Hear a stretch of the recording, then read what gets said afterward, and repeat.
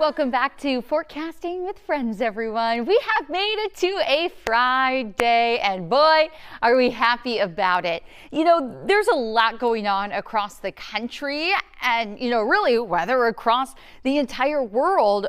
We have more details about a big earthquake in Japan coming up later in the show. Of course, we have some doggos. Had to get that in on Friday. But, it's all about the heat and humidity here, but still eyes are on the tropics. We talk about how it's been a really busy season, and I think I went over this yesterday, how it's forecast to become one, but it has already been busy so far. Yes, there has been 4 named storms, and 2 of them have been landfalling hurricanes in the United States. One of them, Beryl, which we all know very well here in Southeast Texas, was the first and earliest Category 5 hurricane on record. So it really just has gotten off to a quick and intense start. And, we're starting to see some things likely begin to change. So probably a bit later this summer, we're going to be seeing us transition into a La Niña year. That means the waters in the Atlantic are piping hot, and there's not a lot stopping any storms that do develop. So that's when we see that transition. That's when things really could start to ramp up, and likely will within the next few weeks, if not the next month or so. So if I want to get into our graphics, because yesterday, if you missed it, NOAA actually released their updated forecast for this season. So they're saying, again, NOAA gives a range, whereas Colorado State University gives an actual number. NOAA's thinking 17 to 24 named storms. We've had 4 so far. That means we still have a lot to go. 8 to 13 of those being hurricanes. We already had 2 of them, but hey, still, that number's pretty high. Major hurricanes, 4 to 7. Whereas Colorado State gives the actual number, so they're thinking 23 named storms. That means we would still need about 19 hurricanes, 12, and of those, 6 being major. So, just off the charts, you look at the average from 91 to 2020 and well below what we are expecting and likely will see.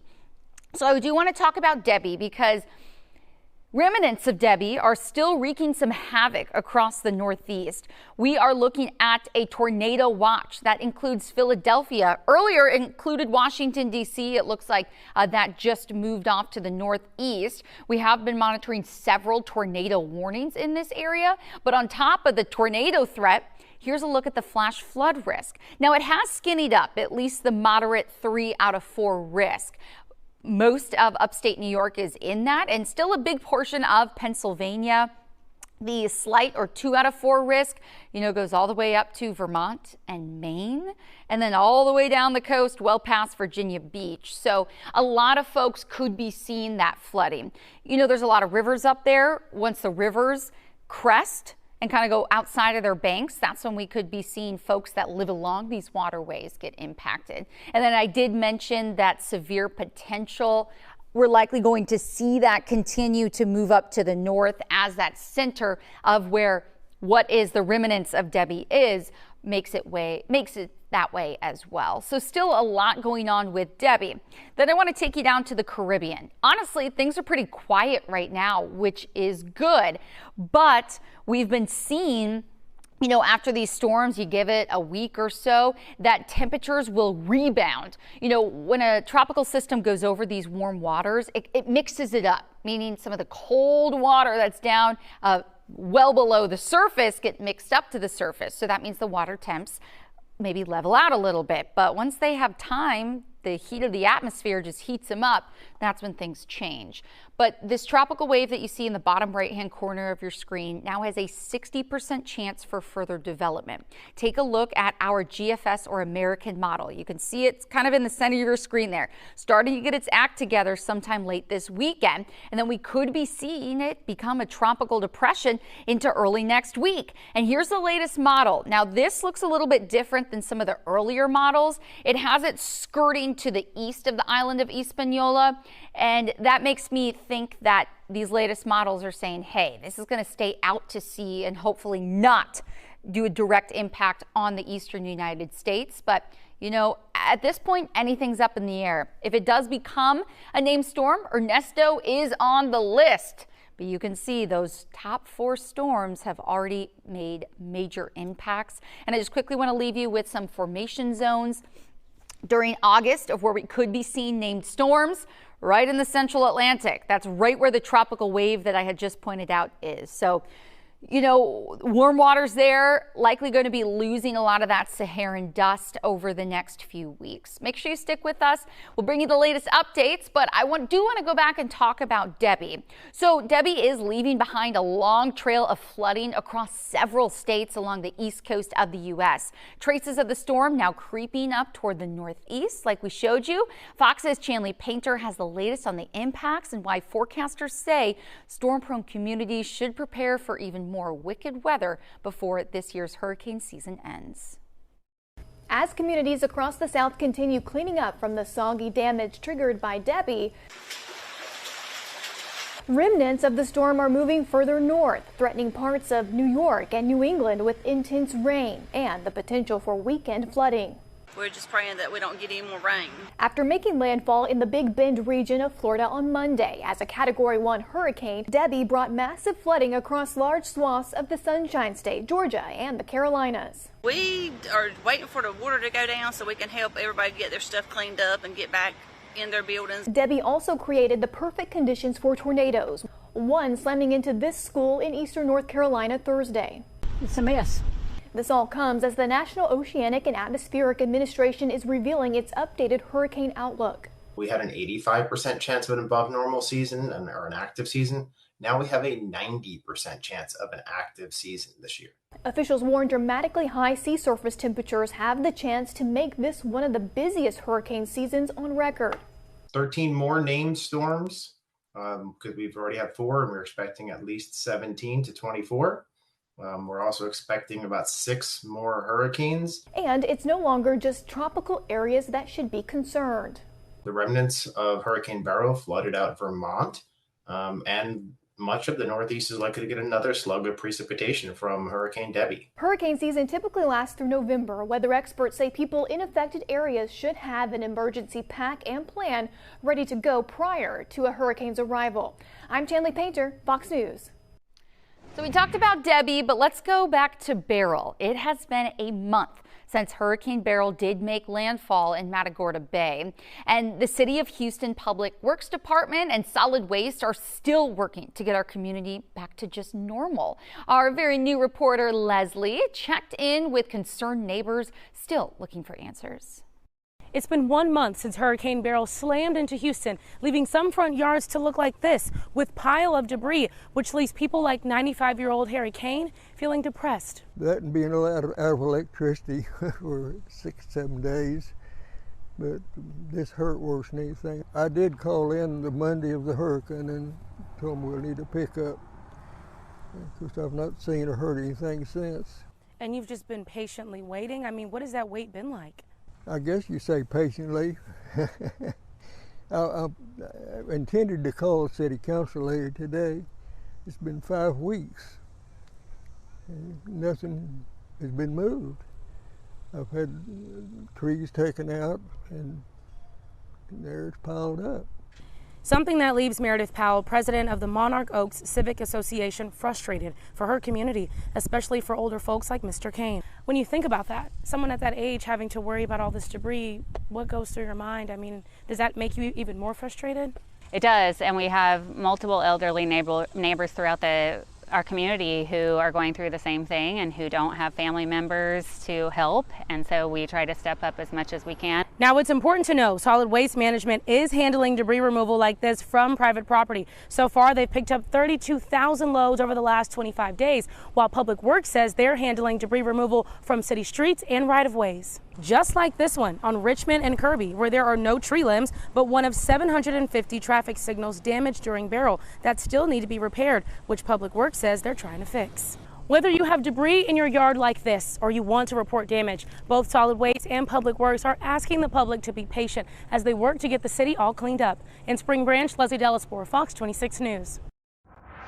Well, CenterPoint is releasing an update on its resiliency plan. On Wednesday, the company installed more than 50 storm resilient poles. It hopes to eventually put up 1,000 of them. Crews have also trimmed vegetation along 76 more miles of power lines, which is going to be so helpful. They installed 85 of what they're calling trip savers to energize power lines faster after an outage. Now, we want to transition out of the tropics and into the heat. We know that classes are starting. Hey, some already started for students, but a lot of kiddos that go to school in Houston, they're going to be dealing with the intense heat next week. So make sure that as you're out buying school supplies, we know it's tax-free weekend, make sure you get a nice reusable water bottle that will keep the kiddos' water cold for hours. And we want to help you save some money while you are heading back to school shopping. Our very own consumer reporter, Heather Sullivan, shares her smart sense on scoring the best deals. This is tax-free weekend for your back-to-school shopping, so you can save that 8% on the sales tax, state and local sales tax. It includes things like clothes, it includes shoes, it includes backpacks, it includes your back-to-school supplies. Not everything, though, that you're going to need is on the list. Electronics are not included in the tax-free weekend, but you will find a lot of sales on electronics this weekend. And I talked to a shopping expert to help you find more ways to maximize the savings on your back-to-school shopping. Inflation is putting the financial pinch on families this back-to-school season. My budget has changed this year, so I'm actually shopping more on eBay. I'm shopping on Poshmark. I'm looking for sales more. Here's a free lesson in savings. First, inventory the supplies and clothes you already have, especially that younger siblings can use. Swap what you no longer need with families who have items that your kids want. Next, wait to buy supplies your student doesn't need right away until a few weeks after the school year begins. Then go to your big box retailers, your office supply stores. You're going to find those same items marked down anywhere from 50 to 90% off. Then stock up on what your kids use every year. And remember, secondhand means big savings. You can buy refurbished laptops and tablets for a fraction of the cost. From a reputable seller like Amazon, or even the manufacturer itself will oftentimes offer refurbished items on Amazon. Others include Goodwill, Best Buy, and Apple Trade-In. Then hit the thrift and consignment stores for clothes. And you're talking savings of anywhere from 70 to 90%, depending on where you go. If you're clothes shopping online, download the Benny app. It can show you where you can find the same or similar items being sold secondhand for a lot less. This year, secondhand shopping is big for me. I'm doing a lot of eBay, Poshmark. I just got my daughter some cute tops on eBay. And you'll find a link to the state controller's list of the tax-free items, as well as more ways to help you save on your back-to-school shopping on Sullivan Smart Sense on Fox26Houston.com. Heather Sullivan, Fox 26 News. Thank you so much, Heather. You always have the best deals. Poshmark is awesome. And then you can buy and sell. So when the kids actually grow out of their clothes, then you can sell it to get new ones for the next year. Okay, well, coming up after the break, I promised we were going to have some dog stories. We have two. We also have a bear story. Oh, you guys are not going to want to miss it. Please stick around.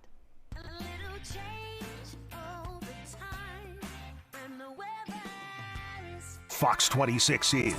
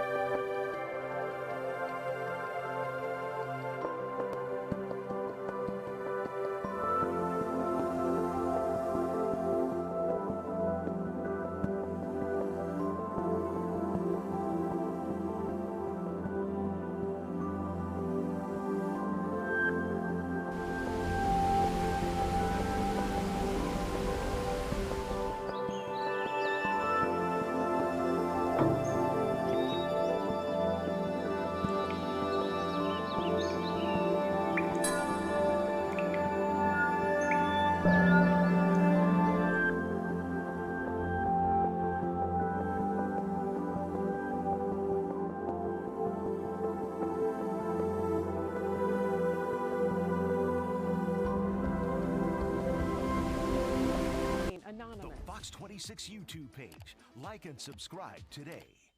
A little change over time, and the weather is fine. Welcome back, friends. So we have a lot going on. I mentioned across the world weather related. So I want to take you out to this scary video. A powerful earthquake strikes Japan's southern coast a bit earlier today. Take a look at the camera. The 7.1 magnitude quake also triggered a tsunami advisory. That's what we see out there with those earthquakes can cause water to rush in. Could you imagine being on that plane? Along with Japan's first ever mega quake warning, Japan's meteorological agency says that the chances of a major earthquake in the region are relatively higher than usual for the next week. So hopefully they can figure that one out.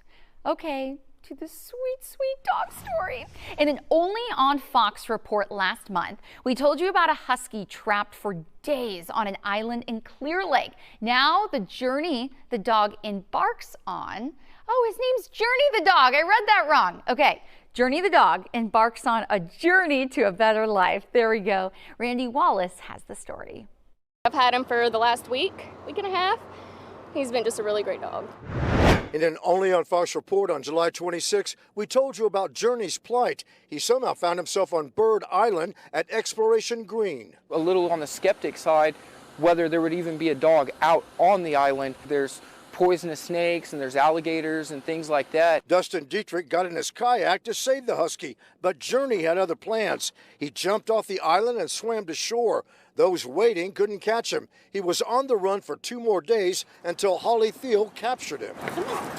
How many dogs have you fostered? Oh, hundreds, if not thousands, over the years. Journey is on his way to Fort Worth. Are you excited about Journey coming to your home? Absolutely. He'll be great. Where Dr. Karen Pearl will foster him until a forever home is found. It's being funded by Rescue Siberian Husky Assistance and Rescue Program of New York. Fostering saves lives, doesn't it? Oh, absolutely. A lot of the rescues can't pull dogs because they don't have enough fosters. If we could get more fosters, that would really help. Let's go ahead and get him in. Where are you going to take Journey? We're taking him to Mesquite, where we're meeting his foster, who lives just outside Fort Worth. Why do you do this? Because there are so many dogs in Houston that need help, and we're just grateful for every dog that we can save and that we can get out of Texas. This is a bittersweet moment. So, yeah, it's kind of happy and sad at the same time. You're going to miss him? Oh, absolutely. If I didn't have 3 already, I would keep him. Hi, buddy. If you'd like to save a life, consider fostering through a rescue or a shelter. It won't cost a dime.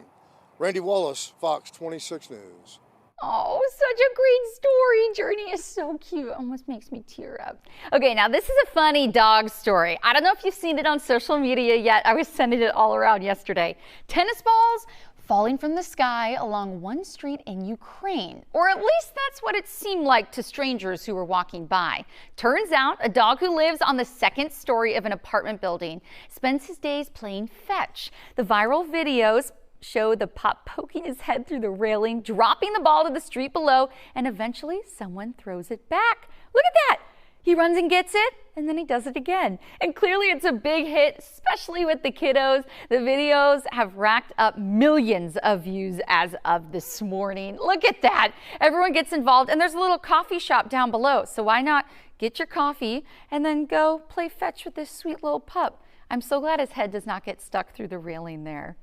He's like, hello, anyone? Anyone? Don't walk by. That is so sweet. Okay, to a bear story now. Wild sight from a teacher in California. She was getting her classroom ready for the new school year when she was confronted by a bear. She shut the door, locking the animal inside, and then ran to call her husband. She was able to get the animal out safely, and he didn't do much damage to her new floors, which she was definitely worried about. He did steal some snacks though, which I think it's okay. He did some hard work. Now listen to this. The teacher's last name is Salmon, believe it or not. We know bears love salmon, so maybe he just sniffed her room out. But you can see he's like, hello, get me out of here. I want to go back in and find some berries and nuts and maybe some salmon on my own. So cute, but honestly scary. I couldn't imagine the teacher, thinks maybe like another teacher comes in from the hall and she's like, no, it's a bear. Run outside. Interesting video there. Well, I want to take you out to a really interesting story. The Wolf Ranch community of Georgetown, Texas is building 100 3D printed homes. Now, the printing company Icon uses a 5-ton printer to roll them out wall by wall. Look at that. It's so precise. They use concrete powder, water, and sand. Now, only the walls have this sort of corduroy fabric look to it, or the printed one. The rest is traditionally installed, but listen to this. Builders say that they are up to EF3 tornado strong, meaning if an EF3 tornado did roll through, it wouldn't knock down, and the home is also heat resistant. Homes price range from about $450,000 to $600,000. But hey, you probably get it a lot quicker, and to know that it's going to be safe, it's structurally sound, that might be good, especially where that is located. Okay, well, coming up in just a few minutes, I'll have more details on your full Friday and weekend forecast. You're not going to want to miss it.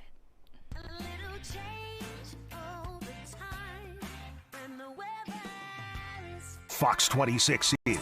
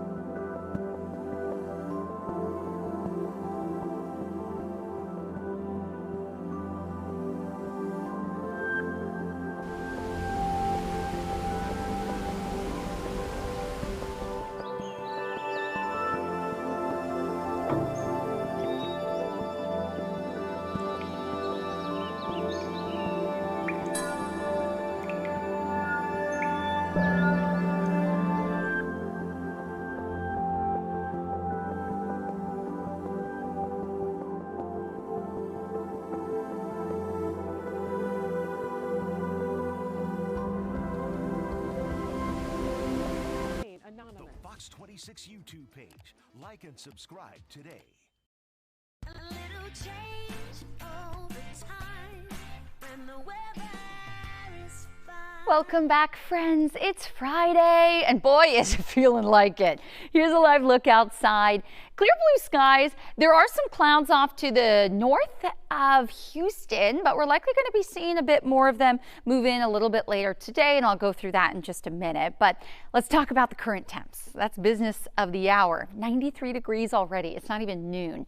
Feels like temperatures already up to 104 in Houston, 108 in Sugar Land and Galveston, up to 102 in Tomball and Katy, and feeling like 106 in Matagorda. So pretty much doesn't matter where you are. You step outside, outside, you'll be able to feel that heat and humidity. So please, if you can, just try to find some indoor activities. I'd say between at least 2 and 5, 6 o'clock tonight. That's when temperatures are going to be peaking, hence our heat advisory in effect until 9 o'clock tonight. Really, we're not going to be seeing feels like temps drop below 100 degrees until after that time. That's when you know it is going to be a downright warm day. Highs here in Houston at 101, 100 in Austin and San Antonio, upper 90s in Dallas. Now, the reason being is they're actually seeing some thunderstorms move in. You can see this front that's basically stalled overhead. It's weak, but it is going to be driving some storm activity down south here in our viewing area, potentially a little bit later today. So let's talk about the timing of it, because yes, clouds will be possible. You can see those winds coming in from the northeast, but this model in particular is showing maybe some thunderstorms possible south of I-10, whereas other models are showing much more just west of I-45 out toward College Station to Brenham. So I'd say if you live on the west side of town, just keep an eye out. We would say that potentially some heavy rain could move in. The cells are going to be small, not widespread, but if you're under it, some heavy rain, maybe some lightning, and then even some strong wind gusts possible. That's all going to be kicking out to the west a bit later this evening, so then things will be quieting down. But see, I mentioned the College Station Brenham area, and then out toward Austin is likely where we're going to be seeing the potential for those stronger wind gusts. I want to leave you with our weekend forecast. Hot, hot, and humid. We're going to be seeing the chance for maybe a coastal sea breeze shower come this weekend, but all in all, coverage is going to be pretty low. And then next week, the kiddos heading back to school in Houston, hot with forecast highs on Monday, the first day at 98. Have a great rest of your weekend, guys. Stay cool.